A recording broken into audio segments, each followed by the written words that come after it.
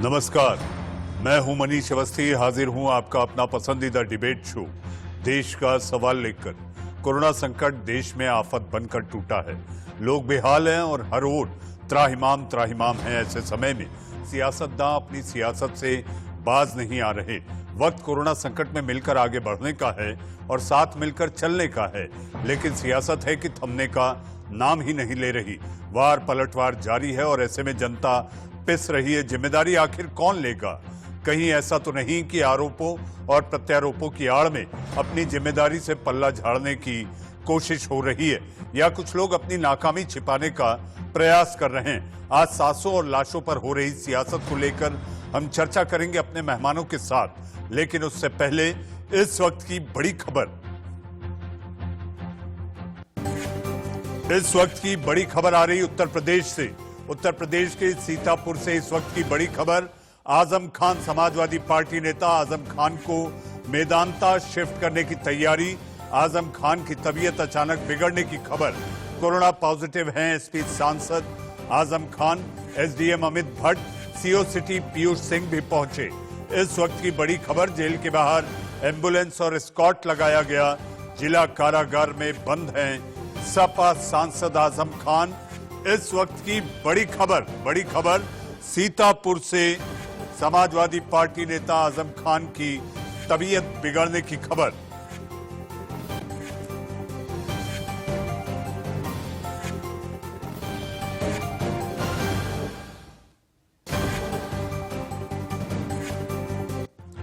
UP से आई इस बड़ी खबर के बाद चलते हैं अपने डिबेट की ओर। जी हां, दिल्ली के मुख्यमंत्री केजरीवाल ने स्वास्थ्य मंत्री हर्षवर्धन को लिखी है चिट्ठी।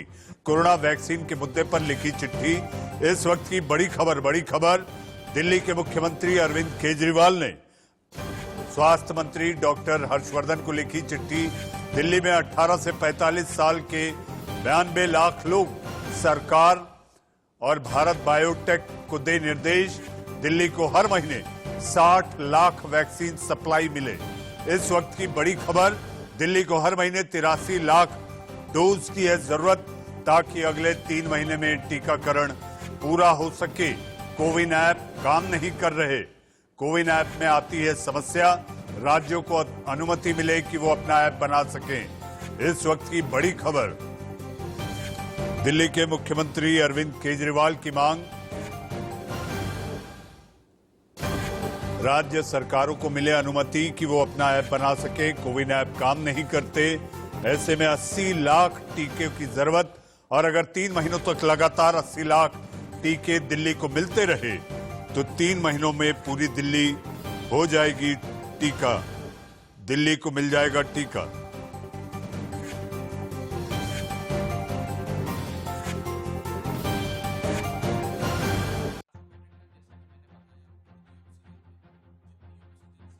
सरकार देश में बनी हुई वैक्सीन्स को विदेश में भेजने में लगी थी, एक्सपोर्ट करने में लगी थी। जब इंडियन एक्सप्रेस की मैंने सुबह रिपोर्ट पढ़ी और उसके बाद मैं भी भारत सरकार की उस वेबसाइट पर गया, तो मैंने देखा कि ये 93 देशों की लिस्ट है, जिनको भारत सरकार ने पिछले 3 महीने में वैक्सीन बेची है। भारत में बनी हुई, भारत के वैज्ञानिकों की खोजी हुई वैक्सीन हमने 93 देशों में बेच दी। 6.5 करोड़ वैक्सीन की डोजेज हमने दूसरे देश के लोगों को भेज दी। तो यह समझ में आता है कि इन 93 देशों में से 60% देश तो ऐसे हैं जहां कोरोना की हालत बिल्कुल खराब नहीं है, और हम 6.5 करोड़ अपने देश की बनाई हुई वैक्सीन, जो इन लोगों को लग सकती थी, इनमें से कई लोगों की जान बच सकती थी, हम इस वैक्सीन को विदेशों में भेज रहे हैं। 93 देशों को हम एक्सपोर्ट कर रहे हैं, सिर्फ इसलिए कि केंद्र सरकार की इमेज बन सके, इसलिए कि दुनिया में ये नाम हो सके कि भारत में इस समय एक ऐसी सेंट्रल गवर्नमेंट बैठी है जो विदेशों को वैक्सीन दिए जा रही है। अपने लोगों को मरने की कीमत पर विदेश के 4 देशों की तारीफ सुनना केंद्र सरकार के लिए बहुत बड़ा जघन्य अपराध है, मैं मानता हूं। किस लिए किया ये? जिस वक्त सेंट्रल गवर्नमेंट से यह अपेक्षा थी कि वो देश में कोरोना मैनेजमेंट करेगी, वो अपनी इमेज मैनेजमेंट कर रही थी इंटरनेशनल लेवल पे। 700 मीट्रिक टन जैसा कि मैंने बताया उतनी ऑक्सीजन है जितनी ऑक्सीजन से हम इस समय वर्तमान में जितने अस्पतालों में बेड्स हैं जो ऑक्सीजन पे चलते हैं, चाहे वो आईसीयू का हो, चाहे नॉन आईसीयू का हो, चाहे वेंटिलेटर का हो, वो सारे बेड्स पर्याप्त मात्रा में ऑक्सीजन लेकर चल पाएंगे। हमने ये कहा था केंद्र सरकार का धन्यवाद करते हुए कि आपको रोजाना 700 मीट्रिक टन देनी है। एक दिन अगर 700 मीट्रिक टन दे दी उससे बात नहीं बनती। ऐसा नहीं है कि आप पेशेंट को एक दिन तो पूरी ऑक्सीजन दे दें क्योंकि आपके पास 700 मीट्रिक टन आ गई और अगले दिन उसकी ऑक्सीजन घटा दें, अगले दिन ऑक्सीजन कम कर दें।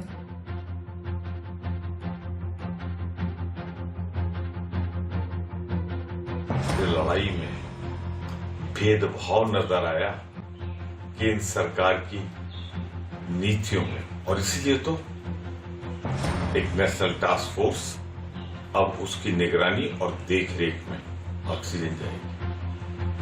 अरे ये देश भारत के संविधान से चलेगा, भाजपा के संविधान से नहीं। ये इस देश का संघीय ढांचा है, प्रदेश और केंद्र सरकार। यहां तो लगा ऐसा लग रहा था जैसे गैर भाजपाई प्रदेश में मरने वाला हिंदुस्तानी नहीं था। हाईकोर्ट का निर्णय आया था कि ऑक्सीजन की कमी से अस्पतालों की मौत साधारण मौत नहीं बल्कि नरसंहार है, नरसंहार है। दूसरे हाईकोर्ट ने कहा था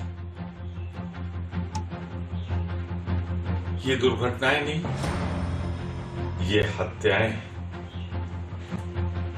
और आज सुप्रीम कोर्ट ने भी उस वितरण व्यवस्था में खामियां पाते हुए अपना विश्वास व्यक्त करते हुए ये कदम उठाया है। यानी इंसानी लाशों पर भी राजनीति, इंसानी लाशों पर भी भाजपाई और गैर भाजपाई। अब कुछ कहने को रह गया है कि जो एक प्रधानमंत्री जी का आज तक का इतिहास रहा है, गुजरात में भी वो बड़े बड़े पैकेज अनाउंस कर देते थे, हर डिस्ट्रिक्ट में जाते थे, वहाँ बड़ा पैकेज अनाउंस करते थे। आज तक हमारे आरटीआई पेंडिंग है, उसमें से किसी को एक पैसा भी मिला नहीं। तो जो बोलते हैं वो करके दिखाएं, वो भी जरूरी है।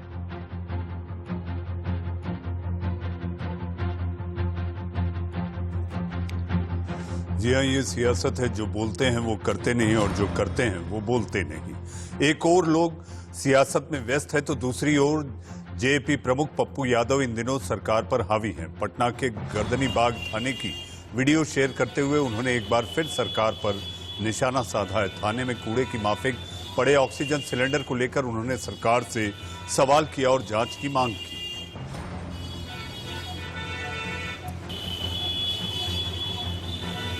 पप्पू यादव लगातार बिहार में सरकार पर हमलावर हैं। कल भी आपने देखा राजीव प्रताप रूडी के घर के सामने खड़ी एम्बुलेंस को लेकर उन्होंने जमकर राजीव प्रताप रूडी और सरकार पर हमला बोला और ये पूछा कि आखिर ये एम्बुलेंस खड़ी क्यों है। और आज इसके बाद कूड़े में पड़े ये ऑक्सीजन सिलेंडर को लेकर पप्पू यादव फिर एक बार हमलावर। पप्पू यादव के लगातार सवाल एक के बाद एक। आपके टीवी स्क्रीन पर बिहार से ये तस्वीरें, कूड़े में पड़े ऑक्सीजन सिलेंडर।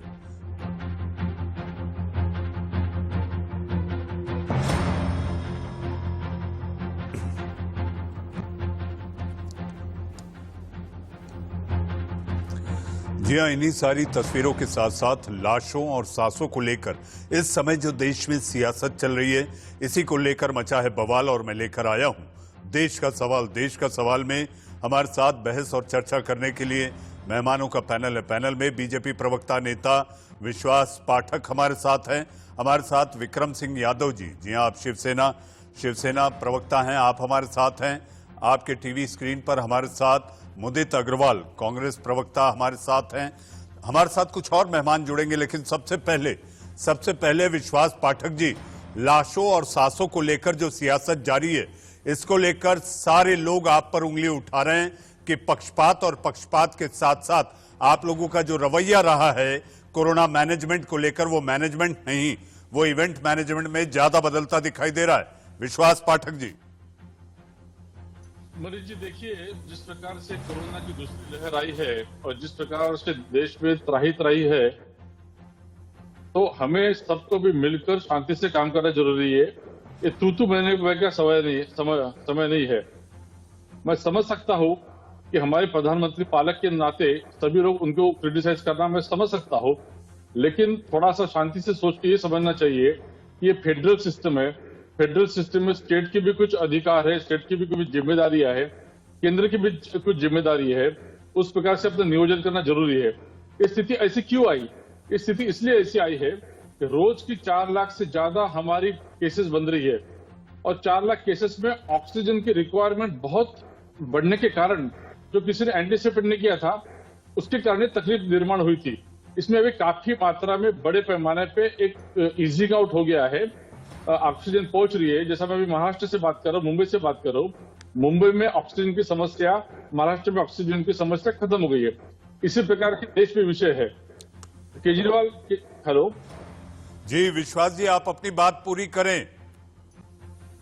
जैसे केजरीवाल साहब ने परसों मीटिंग में कहा था कि ऑक्सीजन की समस्या दिल्ली में भी खत्म हो गई है, तो थोड़ी बहुत लॉजिस्टिक के विषय हो सकते हैं, लेकिन हर चीज के लिए केंद्र को क्रिटिसाइज करना ये ओछी राजनीति है। ये तू मैंने का समय नहीं है। सबने इकट्ठा मिलके वैक्सीनेशन ड्राइव बढ़ाना है, मैन्युफैक्चरिंग बढ़ाना है, वेंटिलेटर, कॉन्सेंट्रेटर सबकी यातायात करके उसको नियोजन करना जरूरी है। और उस प्रकार से हम लोग आगे बढ़ भी रहे हैं और पूरे देश में उसका फायदा भी हो रहा है। अभी जहां तक डेथ का सवाल है, कोविड-2 में डेथ पूरी दुनिया में हो रही है, भारत में भी हो रही है। एक डेथ होना भी एक बहुत गंभीर विषय है, लेकिन डेथ हो रही है इसका मतलब केंद्र सरकार कुछ नहीं कर रहा है, सिर्फ मोदी जी को क्रिटिसाइज करना, इस प्रकार की राजनीति बराबर नहीं है। हर एक ने कदम से कदम, कंधे से कंधा लगाकर काम करने की जरूरत है।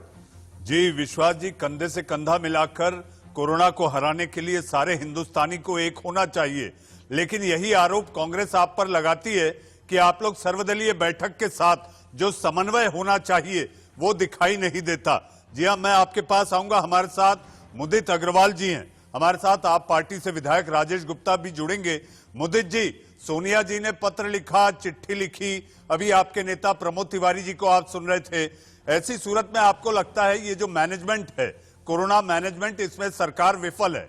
सोनिया जी ने भी कहा कि सिस्टम फेल नहीं है, नेतृत्व विफल है। मुदित अग्रवाल जी, देखिए, मैं तो एक चीज कहूंगा, ये कोरोना काल है, सब पार्टियों को मिलकर साथ करना चाहिए काम। सरकार की एक भूमिका है, विपक्ष की एक भूमिका है, सबको अपनी भूमिकाएं निभानी चाहिए। हम सरकार को पूरा सपोर्ट देते हैं, लेकिन दिक्कत क्या है, चाहे केजरीवाल जी भी हो, मोदी जी भी हो, बड़े दुख के साथ कहना पड़ रहा है कि अपनी गलतियों से सीख नहीं रहे। चलिए, हमसे गलतियां हो गई, सरकार से गलतियां हो गई, कोई बात नहीं, हो गया ना। हम पास्ट में जाके तो चीज ठीक नहीं कर सकते, आगे तो चीजें ठीक कर सकते हैं ना। लेकिन अगर हम सिर्फ हेडलाइन मैनेजमेंट में लग जाएंगे और ये देखेंगे एक दूसरे को ब्लेम कैसे करते हैं, तो लोग तो बड़े परेशान होंगे ना। आप दिल्ली की व्यथा देखिए, दिल्ली में सरकार का काम क्या होता है? सरकार का काम ये होता है, चीजों को देखे, आगे क्या हो सकता है उसकी प्लानिंग करें। वो एक शब्द है इंग्लिश में जिसको कहते हैं hope for the best but plan for the worst. हमने वो प्लानिंग की नहीं। अब दिल्ली में आप देखिए, जब कोरोना काल पीक पे था, अभी आधा महीना पहले, 15 दिन पहले, 20 दिन पहले, तो हमने टेस्टिंग कम कर दी। 1,08,000 से 70,000 टेस्ट करने लगे।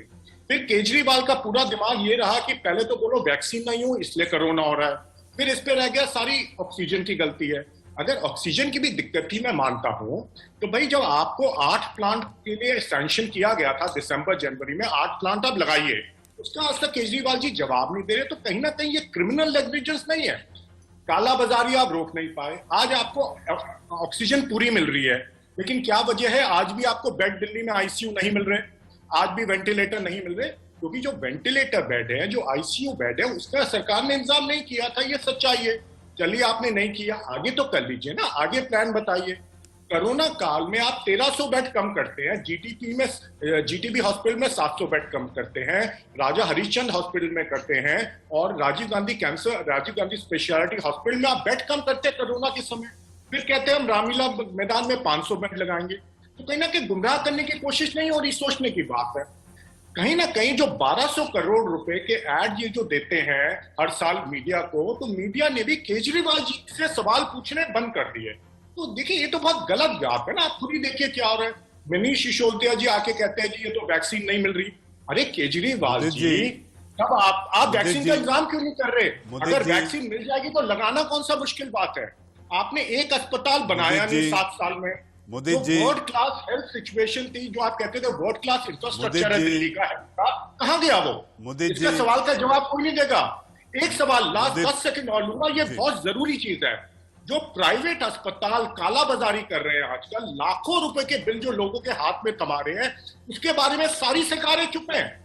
कोई लगाम नहीं है इन प्राइवेट अस्पतालों में। आप लोगों की व्यथा देखिए, गरीब आदमी कहां जाएगा? कहां लोग 10-10 लाख रुपए के बिल देंगे? कोई तो सोचने वाला आज भी हो ना। देखिए मुझे आशा तब लगती जब मैं देखता मुदित अग्रवाल जी, अभी भी ठीक है। मुदित अग्रवाल जी, मैं पॉलिटिक्स नहीं कर रहा, लेकिन ये सवाल है जो हर जी आप वाला पॉलिटिक्स नहीं कर रहे मुदित अग्रवाल जी। मुदित अग्रवाल जी, आप सियासत नहीं कर रहे, लेकिन जहां तक आपने कहा कि आखिर मीडिया सवाल क्यों नहीं पूछता, तो शायद आपको ये जानकारी होगी कि आप जिस बहस में शिरकत कर रहे हैं, जिस बहस में आप शिरकत कर रहे हैं, इस कार्यक्रम का नाम देश का सवाल है। आप ही पूछ रहे हैं। इस कार्यक्रम का नाम देश का सवाल है मुदित जी। और मैंने देखा है दिल्ली की समस्या को लेकर पवन तनय संकट हरण करने वाले आप ही हैं। और मुझे विश्वास है कि शायद कोरोना के इस संकट से आप घर की 4 दीवारी में जरूर हनुमान चालीसा पाठ करते होंगे। मैं आऊंगा आपके पास, सोचे वही जो आप बेहिचक बोल सकें और बोले वही जिसका आप जवाब दे सकें। मुदित जी, ये देश का सवाल है, मैं आऊंगा आपके पास। विक्रम सिंह यादव जी, विक्रम जी, आपकी सरकार महाराष्ट्र में प्रधानमंत्री जी ने मुख्यमंत्री जी से बात की है, उद्धव जी से बात की है महाराष्ट्र के हालात को लेकर। आपने तो वैक्सीन के ग्लोबल टेंडर की भी बात की है। आप ये बताइए कि जिस वैक्सीन को लेकर हाहाकार है, टीका केंद्र में लोग जाते हैं, टीके मिलते नहीं, आपके राज्य में कब आने वाली है वैक्सीन? देखिए ये जो समस्या पैदा कहाँ हुई, जब वैक्सीन हमने बनाया तो आपने पहले उसको बाहर भेज दिया। पहले आपको अपने देश में लगाना चाहिए था, सबको लग जाता। जब हमारे पास सब जगह वैक्सीन हो जाती तब आपने बाहर भेजना था। अब यहाँ पे ये समस्या पैदा हुई है, सरकार की लापरवाही हुई है। सरकार लगी रही आरोप प्रत्यारोप लगाने में। जिन राज्यों में बीजेपी की सरकार नहीं है, सरकार उनको दोषी ठहराने में लगी हुई थी। सरकार ने कभी इस चीज के ऊपर ध्यान नहीं दिया कि पहले हम अपने लोगों को संभालें। आप मुझे बताइए क्यों नहीं पेटेंट को खत्म कर दें और क्यों नहीं और कंपनियों को बनाने के लिए दें वैक्सीन, ताकि सारी कंपनियां अगर बनाने लगेंगी तो ये बहुत जल्दी सारी चीजें ये पूरी हो जाएंगी और सब लोगों को वैक्सीन हो जाएगी, इस महामारी से पीछा छूटेगा। तो सरकार को इस दिशा में कुछ काम करने चाहिए, न कि एक दूसरे पे आरोप प्रत्यारोप लगाने के ऊपर आप चलते रहोगे। तो मेरी तो यही है कि पहले जो गलतियां हुई वो हुई, लेकिन अब सरकार को इस चीज को देखना चाहिए और ये पेटेंट लॉ जो है बना रखा है इसको खत्म करना चाहिए और कंपनियों को भी इसकी परमिशन ताकि मिल सके बनाने की, ताकि जरूरत इसकी पूरी हो सके और पूरे देश को ये लग सके, ताकि इस महामारी से बचा जा सके। लेकिन आप देखिए, आज महाराष्ट्र के ऊपर पहले सवाल उठाते थे, आज सुप्रीम कोर्ट ने भी महाराष्ट्र की प्रशंसा की है, विदेशी मीडिया में भी महाराष्ट्र का प्रशंसा हो रही है। लेकिन आप मुझे ये बताइए कि ये क्या ऐसा समय था कि एक दूसरे हम नीचा दिखाएं या एक दूसरे पर आरोप लगाएं? इस महामारी में सबको साथ मिलकर के काम करने का था। तो ये चीजें शुरू से अगर ऐसी सोच रही होती तो आज ऐसी हालात नहीं होती। और आज भी अभी भी यही कहना है। विक्रम जी, इस विक्रम के लिए मुझे ऐसा लगता है आप कह रहे हैं सबको साथ लेकर काम करना था। आपकी जो सरकार है वो 2-3 पार्टियों के साथ है, इसलिए शायद आप लोग बेहतर तरीके से कर पा रहे हैं। हमारे साथ विश्वास पाठक जी है। विश्वास जी, जी आप अपनी बात रखें। जी देखिए, पहले तो इस बात पर भी सवाल उठा रहे थे कि भाई 3 पार्टियों की सरकार है तो एक कोई बहुत बड़ा जैसे कोई जुर्म हो रहा हो, इस चीज के ऊपर भी सवाल उठाते रहे। ये तो सरकार चलेगी नहीं, ये तो सरकार गिर जाएगी, ये तो 1 महीने नहीं चलेगी। तो इस प्रकार की जो बातें कर करके इन चीजों में ध्यान रहा। आपने देखा होगा कि पिछले साल तो चलो कोरोना आया था, ये लगा कि चलो अचानक आ गया, चीजें नहीं थी। अब तो 1 साल हो गया था, क्यों नहीं सरकार को अपनी सारी चीजों पे ध्यान लगा के इस पे काम किया। आप देखो पिछले 6 महीने से पूरा साल सुशांत सिंह राजपूत के उसके ऊपर लगा दिया इन्होंने। आप इन चीजों को छोड़ के आपको इस चीज के ऊपर ध्यान देना चाहिए था। देश मर रहा है, आज देश पोजीशन में चलाएगा, लोगों के काम धंधे बंद हो चुके हैं। विक्रम यादव जी, विश्वास पाठक जी है। विश्वास जी, आपको विश्वास होना चाहिए कि महाराष्ट्र की जो सरकार है वो ठीक चल रही है। जैसा आपने विक्रम यादव जी को सुना, उनके दूसरे सहयोगी मुदित अग्रवाल जी हैं। विश्वास जी, लेकिन बात हो रही है, आप पर आरोप लग रहे हैं, सीधे आरोप हैं कि वैक्सीन को लेकर आपका मैनेजमेंट विफल रहा है। अगर वैक्सीन मैनेजमेंट सही होता तो शायद इतना हाहाकार और त्राहिमाम जो मच रहा है ये कम होता। देखिए मनीष जी, मैं महाराष्ट्र से, मुंबई से बात कर रहा हूँ और ये पूरी स्थिति में गौर से देख रहा हूँ। अब 2-3 चीजें जिसके कारण महाराष्ट्र की सरकार और बीएमसी बहुत उत्साहित और खुश करने की जरूरत नहीं है। देखो, महाराष्ट्र में अप्रैल के 3rd वीक में पीक आने के बाद में उसमें रिसेशन आया है, लहर कम हो रही है। अब सुप्रीम कोर्ट में जब एक पासिंग रेफरेंस दिया आदरणीय जज साहब ने, उन्होंने ये कहा था कि मुंबई की स्थिति बहुत खतरनाक थी, खराब थी, तो कंपेयर कर रहे थे दिल्ली से कि अभी मुंबई सुधर गई है। इसका मतलब मुंबई सुधर नहीं गई है। कल ही हमारे विपक्ष के नेता देवेंद्र फडणवीस जी ने मुख्यमंत्री को एक चिट्ठी लिख के कुछ बातें उनके ध्यान में लाई है। फर्स्ट फेज में मृत्यु का आंकड़ा, मृत्यु का दर और अदर डेथ, वो जो परसेंटेज था, वो फेज 2 में आपको जान के बड़ी आश्चर्य लगेगा कि इस बार मृत्यु का कोविड के कारण दर 0.7% है और अदर डेथ 40% है। तो WHO की जो गाइडलाइन है, ICMR की जो गाइडलाइन है, उसके हिसाब से अगर आप डेथ रेट देखो तो मुंबई का डेथ रेट काफी ज्यादा है। ये छुपाने की कोशिश हो रही है, ऐसा नहीं होना चाहिए। दूसरा, इन्होंने वैक्सीन की बात की। जब वैक्सीन महाराष्ट्र में है तो पहले 1-1.5 महीना तो इन्होंने वैक्सीन लिया ही नहीं। इनके जनाब कह रहे थे कि भाई ये मोदी जी की वैक्सीन नहीं लेंगे। विश्वास जी, विश्वास जी, आपको रोकना चाहूंगा। विश्वास जी, आपको रोकना चाहूंगा। विश्वास जी, आपको रोकना चाहूंगा। वक्त है मेरे लिए एक छोटे से ब्रेक का। जी हाँ, छुपने और बताने की बात है, इसलिए सियासतदानों को देश का सवाल में बुलाया जाता है कि एक दूसरे को समझाएं और बताएं, ताकि जनता समझ सके कि आखिर ये आपके प्रति कितने ईमानदार हैं। वक्त है एक छोटे से ब्रेक का।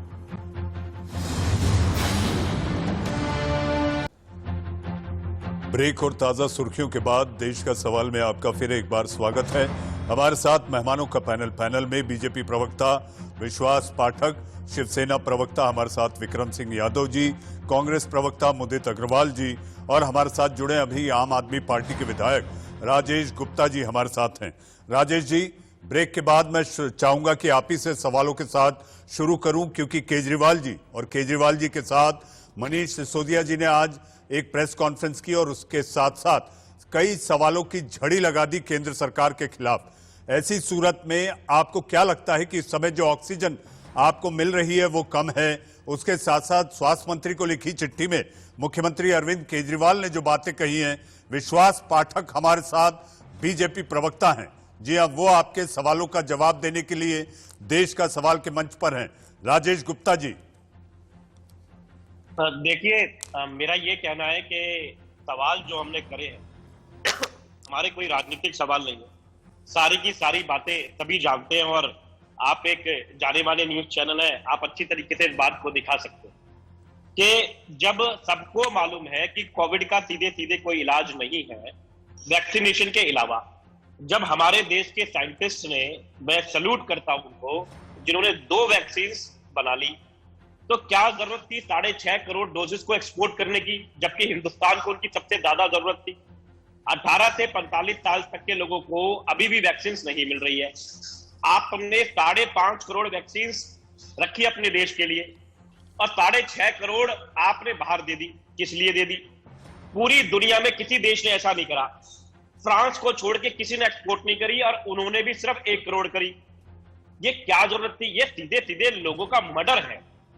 रही बात ऑक्सीजन की, तो वो कोर्ट देख ही रहा है। कोर्ट कॉन्टिन्यूसली कह रहा है कि हम शत्रुमुख बन के नहीं रह सकते, आप क्यों नहीं दे रहे हो, आप दिल्ली के एलोकेशन क्यों नहीं पूरी कर रहे हो, आप जनता का सीधे सीधे मर्डर किस लिए कर रहे हो?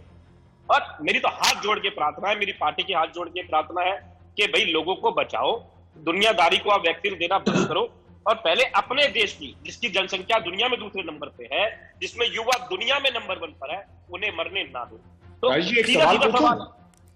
जी भाई, एक सवाल आपसे पूछ रहा था, जो ऑक्सीजन प्लांट्स केजरीवाल जी को दिसंबर जनवरी में परमिशन मिली थी 8 लगाने को, वो अभी तक क्यों नहीं तैयार हुआ, क्यों नहीं लगा, उसका पैसा कहाँ गया, जरा बताएंगे?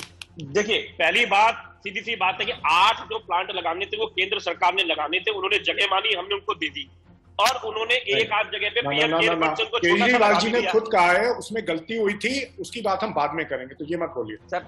कोई, मैं बार बार आपसे कह रहा हूँ, केजरीवाल जी ने खुद कहा था उन्होंने कहा कि हम लगाएंगे, जगह दे दो, हमने दे दी। केजरीवाल जी ने आज खुद ये- कहा था प्रेस कॉन्फ्रेंस में कि हाँ वो हमारी गलती थी, उसकी बात बाद में करेंगे।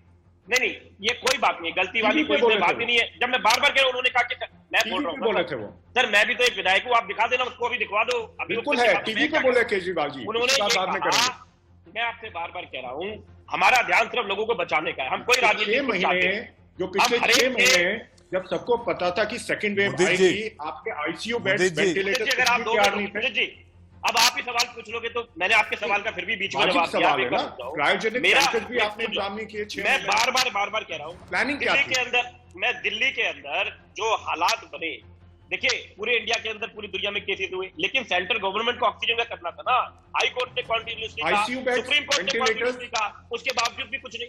सर, वेंटिलेटर्स का दिल्ली में वेंटिलेटर्स जितने दिल्ली के अंदर पिछले 5 साल में लगे हैं ना, मैं आपको आज 15 केसेस बार बार देता कह रहा हूँ। हूँ, क्योंकि आप देखिए, मेरी बात अब तो आपकी अब ऑक्सीजन आ आपकी गई ना। बहुत आसान है। मैं आपने आपको आज 15 केसेस देता हूँ, वेंटिलेटर बेड दे दीजिए।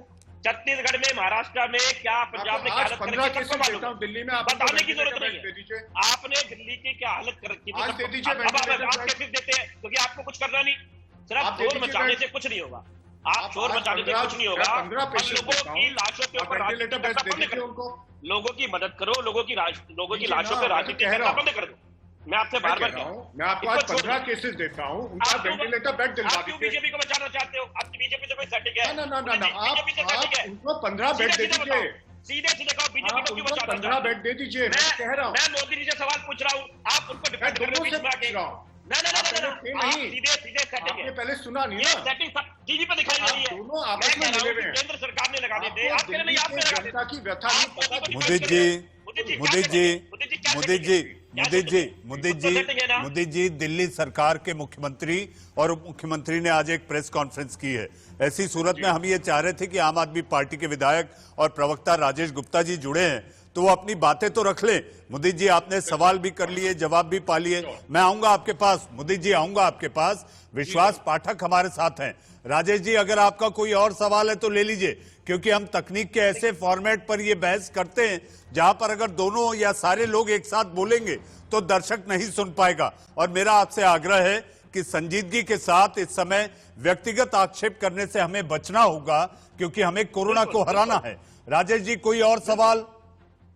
बस मैं 15 सेकंड में फिर एक बात को बिल्कुल समराइज करता हूँ कि देश की आबादी बहुत ज्यादा है, कि देश में यूथ दुनिया में नंबर 1 पे है। ऐसे में एक्सपोर्ट नहीं करने चाहिए। अपने देश के युवाओं को लगाओ, उनको बचाओ। इंटरनेशनल चीजों को बाद में देखेंगे। ऑक्सीजन के लिए हाई कोर्ट ऑलरेडी बहुत कुछ बोल चुका है। बस मैं इतना ही कह रहा हूँ, रिक्वेस्ट कर रहा हूँ, हाथ जोड़ के कर रहा हूँ कि लोगों को बचाएं। राजनीति बाद में होगी। जी, हम सबका ध्येय, चाहे मीडिया हो, चाहे नेता हो, सियासत हो, हर एक का ध्येय यह है कि हर भारतवासी बचना चाहिए, उसकी जान बचनी चाहिए। लेकिन प्राणवायु को लेके हाहाकार है। विश्वास जी, अगर सब कुछ ठीक होता तो सर्वोच्च अदालत एक ऑडिट टीम नहीं बनाती। 1 दर्जन लोगों की ये टीम है जो ये ऑडिट करेगी, आकलन करेगी कि आखिर आपका ऑक्सीजन जो आवंटन है वो कैसे किया जा रहा है। मुझे ऐसा लगता है कि ये अपने आप में एक चिंताजनक स्थिति है कि अगर अदालत को कूदना पड़े तो व्यवस्था और व्यवस्थापन दोनों पर प्रश्न चिन्ह है। विश्वास जी, देखिए मनीष जी, हमारे आपके जो प्रवक्ता मित्र है उन्होंने जो सवाल उठा उसके बारे में मैं कुछ कहना चाहता हूँ। देखिए मोदी जी ने क्या करना था, क्या नहीं किया, इसका मैं वैक्सीन के बारे में जवाब दूंगा। लेकिन सर्वप्रथम आप दिल्ली में सरकार है, आप bed, admission, hospital, oxygen, ventilator, concentrator, आपने किस प्रकार से उसको हैंडल किया? यार इसका भी आप सोचो ना। खुद की गलतियां छुपाने के लिए मोदी जी की तरफ उंगली उठाना, ये कब तक चलेगा? और दूसरा, जो वैक्सीन का सवाल है कि ये समझना जरूरी है, 6 करोड़ में से 4.5 करोड़ ये हमारा एक्सपोर्ट ऑब्लिगेशन था। हम रॉ मटेरियल फॉरेन से ले रहे हैं, हमारे पास रॉ मटेरियल नहीं है। अगर रॉ मटेरियल नहीं आएंगे तो हम वैक्सीन नहीं बना पाएंगे। और वैक्सीन हम इधर दे भी देते थे तो 45 दिन के बाद उसकी एफिकेसी आने वाली थी। लेकिन 45 दिन में जो हाहाकार मचा है उसके लिए दिल्ली सरकार ने क्या किया? हर चीज आप मोदी जी के ऊपर कैसे छोड़ सकते हो? 15 दिन पहले इन्हीं केजरीवाल साहब ने कहा था कि ऑक्सीजन हमें 300 मैट्रिक टन जो चाहिए पर्याप्त है। फिर कहा 440 करो, फिर 4 दिन में कहा कि 700 मैट्रिक टन करो। अरे आपका भी तो कुछ नियोजन है या नहीं है? इसलिए हर चीज में मोदी जी को क्रिटिसाइज करना गलत है। जहां तक ऑक्सीजन का सवाल है, सुप्रीम कोर्ट ने जरूर एक टास्क फोर्स बनाया है हम उसका आदर करते, पालन करते हैं, लेकिन उस टास्क फोर्स में 12 से 12 सब डॉक्टर्स ही है। हमें लॉजिस्टिक मैनेजमेंट, ऑक्सीजन प्रोडक्शन, इस तरह के उसमें एक्सपर्ट लगेंगे जो ये सरकार दे रही है। हेल्थ मिनिस्ट्री और पीएमओ कंटिन्यूसली मॉनिटर कर रही है। हमारे प्रधानमंत्री सभी मुख्यमंत्रियों से सदा बात कर रहे हैं। मेरे ख्याल से सिचुएशन भी कंट्रोल में आ रही है, अच्छी तरह से हैंडल हो रही है। हैंडल हो रही है, लेकिन सवाल लगातार आपके ऊपर उठ रहे हैं। विश्वास जी, आऊंगा आपके पास। हमारे साथ मुदित अग्रवाल जी हैं। मुदित जी, महामारी की आड़ में जो मुनाफाखोरी हो रही है, इसको लेकर आपको नहीं लगता कि दिल्ली का एक वाकया सामने आया है? खान चचा के पास से, खान चचा रेस्टोरेंट में 450, लगभग 450 कॉन्सेंट्रेटर बरामद होते हैं। नवनीत कालरा जो वहां के बहुत बड़े दमदार व्यक्ति माने जाते हैं, जिनका कई रसूखदार लोगों से संबंध है, ऐसी सूरत में क्या कार्रवाई हो रही है? आपको नहीं लगता कि सरकारों को पूरी दबंगई के साथ इनके खिलाफ तगड़ी कार्रवाई की जानी चाहिए? मुदित जी, देखिए दिक्कत क्या है, मैं राजनीति नहीं करना चाहता, लेकिन जो वाजिब सवाल है वो तो पूछने पड़ेंगे ना। क्यों प्रिपरेशन हमारी 6 महीने से 1 साल से दिल्ली सरकार और मोदी जी ने नहीं की? ये तो जवाब वो देंगे ना। अगर हम ये सवाल उठाते हैं, वो राजनीति नहीं है, वो लोगों के हित के सवाल है। मैंने बाकी विस्तार से आपको सारी चीजें बताई थी। अब ब्लैक मार्केटिंग पे आ जाते हैं। देखिए, चाहे वो मशीनों की ब्लैक मार्केटिंग हो, चाहे कॉन्सेंट्रेटर्स की हो, चाहे सिलेंडर्स की हो, चाहे एम्बुलेंस की हो, या चाहे दवाइयों की हो, और सबसे खतरनाक जो ब्लैक मार्केटिंग हो रही है, जिसमें दोनों सरकार, मोदी जी और केजरीवाल जी चुप हैं, वो जो प्राइवेट अस्पताल है जो लोगों से लाखों रुपए के बिल ले रहे हैं, उसके बारे में कोई नहीं बोल रहा। ना मोदी जी बोल रहे, ना गृह मंत्री जी बोल रहे, ना केजरीवाल जी बोल रहे, ना सिसोदिया जी बोल रहे, ना सत्येंद्र जैन जी बोल रहे। ये बड़ी अजीब बात है। आप लोगों की व्यथा देखिए ना। अगर आप तो सर राजेश जी जनता के प्रतिनिधि हैं, लोग आके शिकायत नहीं कर रहे, हॉस्पिटल कितने मोटे मोटे लाखों रुपए के बिल चार्ज कर रहे हैं। कोई जवाबदेही होगी इस चीज की? आपने कोई रेट फिक्स किया कि एक अस्पताल एक दिन का इससे ऊपर से रेट नहीं ले सकता? 10-10 लाख रुपए लोगों के बिल आ रहे हैं और आप लोग घर पे बैठे हैं आराम से। मैं तो हैरान हूं। ब्लैक मार्केटिंग में आपने वो कालरा जी को पकड़ लिया, अच्छा बात है, उनको पकड़िए। और जो अस्पताल, प्राइवेट अस्पताल जो ब्लैक मार्केटिंग कर रहे हैं, जो लोगों की मजबूरी का फायदा उठा रहे हैं, उसके बारे में कौन बोलेगा? मुझे शर्म आती है देखते हुए आजकल क्या हो रहा है दिल्ली और हिंदुस्तान में। कौन बोलेगा उनके विरुद्ध? राजेश जी, गरीब लोग जिस तरह से oxygen cylinder, concentrator, remdesivir injection और दवाइयों को लेकर कालाबाजारी, होर्डिंग, मुनाफाखोरी, जमाखोरी ये जो हो रही है, ये भी इस पर नकेल लगाना, इस पर लगाम लगाना, ये भी आपकी सरकार का जिम्मा है। राजेश जी, 1 महीने से दोनों चुप हैं, कोई नहीं बोल रहा। 1 महीने से मुदित भाई आपकी बात हो गई, मैं कर लूंगा प्लीज। देखिए सर, ऐसा है कि आपने जैसे अभी खुद ही बताया कि जो खान चाचा के यहाँ पर छापा भी मारा, सरकार अपना काम कर रही है, पकड़ रही है, और सबको पता है वो किस पार्टी से ताल्लुकात रखते हैं, डायरेक्ट वो कांग्रेस से ताल्लुकात रखते हैं। तो सामान को इकट्ठा कर लेना, होर्डिंग करना, लोगों को परेशान करना।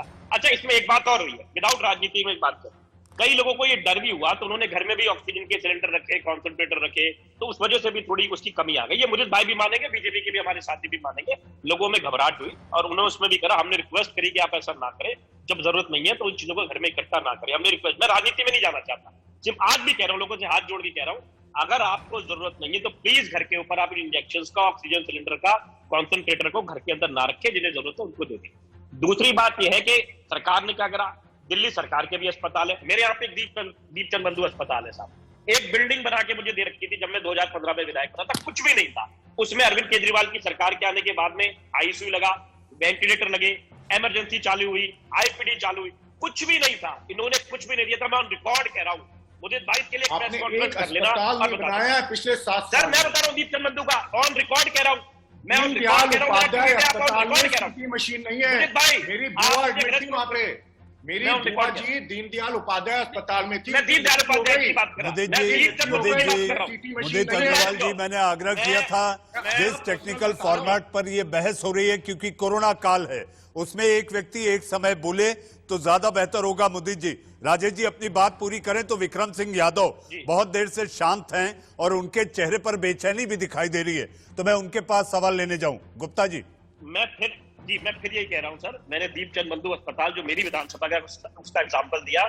जब मैं विधायक बना था उससे पहले बीजेपी के भी विधायक थे, कांग्रेस के भी विधायक थे, बिल्डिंग खड़ी हुई थी, ना इमरजेंसी चालू थी, ना आईपीडी था, ना जच्चा बच्चा केंद्र था, ना वेंटिलेटर थे, ना आईसीयू थे, सारी चीजें उसमें चालू करी। आज 200 बेड का अस्पताल है, 250 लोगों का अभी भी रोज इलाज हो रहा है, 8 मोहल्ला क्लिनिक है, 4 पॉलीक्लिनिक है, लगातार टेस्ट हो रहे हैं, सारे काम। ठीक है, पेंडेमिक आया और इतनी चीजों की शायद तैयारी कोई भी नहीं कर सकता था, लेकिन आज जरूरत है सबको मिलकर राजनीति ना करके, जिस तरीके से आप इस डिबेट को इतनी खूबसूरती से चला रहे हैं, मैं आपको साधुवाद देता हूं कि आप इसमें कोई झगड़ा नहीं करवा रहे, तो सारे लोग मिलकर इस बात को समझे, इन इंजेक्शंस को बाहर ना भेजें, इंजेक्शंस को हमारे यूथ को लगाएं, अभी भी जो हमारे हाथ में हम उसे बचा लें। हिंदुस्तान के पास बहुत ताकत है, अपने लोगों को बचा लें। अगर लोग ही नहीं रहेंगे तो एक्सपोर्ट करके करोगे क्या? तो मेरी ये रिक्वेस्ट है, मिलजुल के सारे काम करें और देश के युवाओं को और देश को बचाएं। जी हाँ, मिशन इंडिया को बचाने के लिए मिलजुल कर सारे हिंदुस्तानियों को एक होना होगा। राजेश जी, आऊंगा आपके पास। विक्रम सिंह यादव साहब, सब मिलजुल कर लड़ें, कोरोना को हराएं, आपस में सियासत ना करें और सियासत को लेकर एक दूसरे पर उंगली ना उठाएं। लेकिन आज आपके मुखपत्र सामना में जबरदस्त टीका टिप्पणी हुई है। सर देखिए, मैं तो अभी विश्वास पाठक जी कह रहे थे कि आंकड़े छुपा रहे, अभी भी ये नहीं कि भाई मुंबई का मॉडल जो है वो अपनाएं और दूसरी जगह में लागू हो ताकि चीजें कंट्रोल में आए। और ये कह रहे हैं कि भाई बाहर से हमें रॉ मटेरियल मंगाना पड़ रहा है, फिर रॉ मटेरियल बाहर से मंगा रहे हैं तो इसका मतलब क्या हम बाहर ही भेजते बना के? अमेरिका ने साफ कहा है कि पहले हम अपने अमेरिकन का ध्यान रखेंगे, पहले हम उनका ख्याल करेंगे। तो क्यों नहीं ऐसे डिसीजन यहाँ पे भी लिए गए हो? क्यों हम पहले से बाहर भेज दिए सारे वैक्सीन वहां पे? ये सारी गलतियां तो हुई, लेकिन अब तो मुंबई मॉडल को अपनाना चाहिए। मेरा तो यही कहना है कि भाई जो कुछ हुआ चलो ठीक है, जिससे भी गलती हुई जो भी है, अभी क्योंकि उन चीजों की बात करने का समय नहीं है। लोग मर रहे हैं, लोगों के काम धंधे सब बंद हो गए, लोग दोनों तरफ से लोगों पे मार पड़ रही है। तो क्यों नहीं, जहाँ पे जिन लोगों ने कंट्रोल किया, जिन लोगों ने जो चीज अपनाई, वो चीज सब जगह लागू हो। आप वहां पे सवाल उठा रहे हो कि आंकड़े छुपा रहे हैं, ये कर रहे हैं, तो ये सही नहीं है। देखो, कहीं कहीं कोशिश ये होनी चाहिए कि जहाँ पे जिन लोगों ने इस चीज को ठीक किया है, कौन से वहां पे सिस्टम लागू किए हैं, वो चीजें लागू करनी चाहिए। तो ये तो अभी भी सवाल उठा रहे हैं। तो इन चीजों के लिए अब क्या कर सकते हैं? क्योंकि सरकार को अब सोचना चाहिए कि पूरे देश के अंदर हालात खराब है, तो अगर हम ये चीजें नहीं अपनाएंगे तो कैसे कंट्रोल होंगे फिर? और क्या विश्वास जी, कैसे कंट्रोल होगा? टीके कब बाजार में आएंगे? केजरीवाल सरकार कहती है कि 80 लाख टीका आप महीने का दीजिए, 3 महीने में सारी दिल्ली पूरी वैक्सीनेटेड हो जाएगी। पाठक जी, देखिए, टीका का बहुत ट्रांसपेरेंटली डिस्ट्रीब्यूशन हो रहा है। आ रहा हूं। जैसे महाराष्ट्र में की बीजेपी की सरकार नहीं है, उसके बावजूद भी महाराष्ट्र में 1,65,00,000 लोगों का टीकाकरण हो गया है। आज देश में 17 करोड़ लोगों का टीकाकरण हो गया है। सिर्फ टीका का डिमांड सप्लाई का गणित अभी मिलना बाकी है। ये एक बहुत बड़ा प्रोसेस है, 1 साल तक चलने वाला है। कि बाकी एडवांस कंट्रीज भी, उनको भी 1-1 साल 6-6 महीने लगने वाला है। इसलिए हमको दिल्ली को दे दो, दिल्ली यानी पूरा हिंदुस्तान नहीं है, पूरा हिंदुस्तान का भी हमें ख्याल करना है। टीका का जो डिस्ट्रीब्यूशन है वो ट्रांसपेरेंटली हो रहा है। जी विश्वास जी, ट्रांसपेरेंटली हो रहा है, लेकिन महाराष्ट्र सरकार, आप मुंबई से बैठे हैं, उन्होंने टीके को लेकर बहुत सारे टीका टिप्पणी की है, ये आप भी जानते हैं। मुदित अग्रवाल जी, आखिरी सवाल और संक्षेप में जवाब चाहूंगा। आप अपनी बात, आपने उंगली उठाई थी, मुझे लगता है आपकी उंगली निश्चित ही या तो राजेश गुप्ता जी के लिए उठेगी या फिर विश्वास पाठक जी के लिए।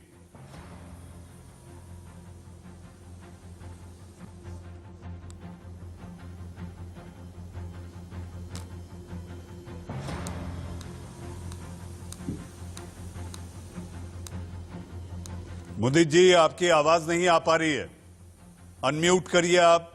देखिए मैं किसी और चीज को रहा था। देखिए, जब हम कहते हैं आज वैक्सीन सबको लगानी चाहिए, केजरीवाल जी कहते हैं सबको लगानी चाहिए, हिंदुस्तान के सब चीफ मिनिस्टर कहते हैं सबको लगानी चाहिए। एक बात केजरीवाल जी को भी पता है, मोदी जी को भी पता है कि हिंदुस्तान के पास इतनी वैक्सीन नहीं है, और वो नहीं इसलिए है क्योंकि मोदी जी ने पहले से उसका इंतजाम नहीं किया। आज आप कहते हैं हिंदुस्तान में सबको लगानी है, तो 100 करोड़ लोग हैं 18 साल से ऊपर के, तो आपको 200 करोड़ डोजेस चाहिए। हिंदुस्तान की अपनी प्रोडक्शन कोवैक्सीन की है 7 करोड़, और सॉरी कोविशील्ड की है 7 करोड़, और कोवैक्सीन की है 1 करोड़ महीने की। तो ये तो सिर्फ 7 करोड़ से भी मुदित अग्रवाल जी, मुझे देश का सवाल खत्म करना है। मुदित जी, मुझे देश का सवाल खत्म करना है। सरकार भी ये कोशिश कर रही है कि बाहर से अलग अलग देशों से जी हाँ सबसे ताकतवर और मजबूत वैक्सीन भारत में आए और हमारे देश को मजबूत और स्वस्थ रखने के लिए वो वैक्सीन हर आम आदमी तक पहुंचे, इसको सुनिश्चित करने के लिए सरकार भी प्रयासरत है। और हम फिर एक बार आपसे सबसे गुजारिश करते हैं कि सारी सियासत एक कोने में रखिए। इस समय जरूरी है कि हम सब एक साथ मिलकर खड़े हों और कोरोना को हरदम के लिए भारत से भगा दें। जी हाँ, देश का सवाल में आज के लिए बस इतना ही। अब वक्त है एक छोटे से ब्रेक का